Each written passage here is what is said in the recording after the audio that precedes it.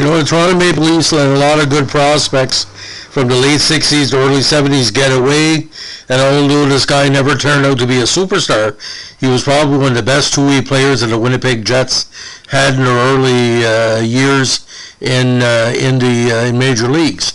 Now, Danny Johnson, born in Winnipegosis, Manitoba, not Winnipeg, Winnipegosis, was a Canadian pro hockey player who spent 3 seasons in the NHL and another 3 more in the WHA during the 70s.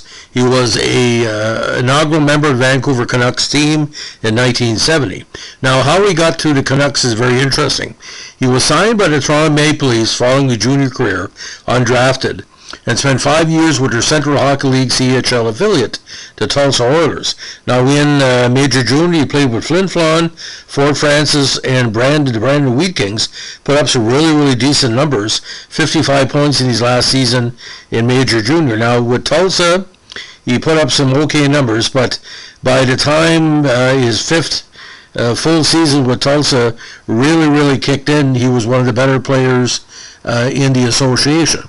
Now, he was the CHL second All-Star team in 1969 and 70, and also was the CHL's most valuable player in his 1970 campaign with his really, really strong two-way play and impressive statistics of 79 points in 72 games. He also had 7 points in 6 playoff contests. Now, the two-time CHL All-Star only managed to earn a single game with the Leafs during the 70 season. Now, we know what happened there. He was claimed by the Canucks in the 70 NHL expansion draft and finally received the opportunity to stick in the NHL. In the Canucks' first season, he appeared in 66 games and had 15 goals, which was 7 on the team, along with 11 assists for 26 points. Midway through the following season, however, he was waived by the Canucks and claimed by the Detroit Red Wings. He struggled to find his offensive touch and finished the 72 season with just 3 goals and 11 points in 54 games between Detroit and Vancouver. However, the Winnipeg Jets were willing to give him a chance, and in 1972, Johnson jumped to the fledgling WHA, signing with the Jets team featuring superstar Bobby Hull. He had the most successful stretch of his career in Winnipeg, emerging as a valuable leader and a two-way player. In 73, he recorded 19 goals and 42 points en route to helping the Jets to the AFCO Cup Finals.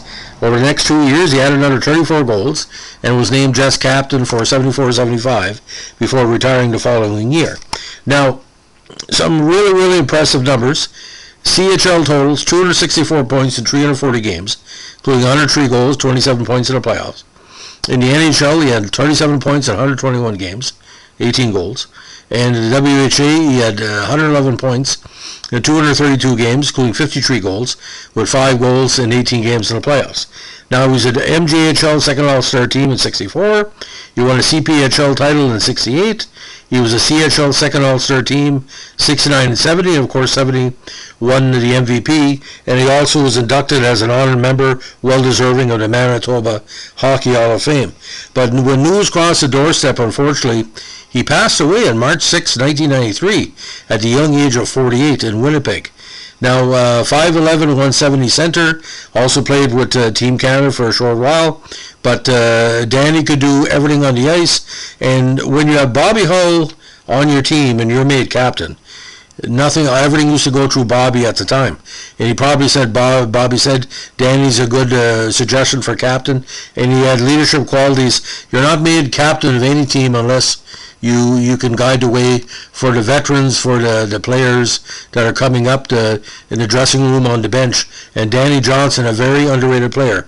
But Toronto made a huge mistake letting him go, because he could have easily been a 20-goal a game, 20-goal a season player, but, that's where they missed the time to decide.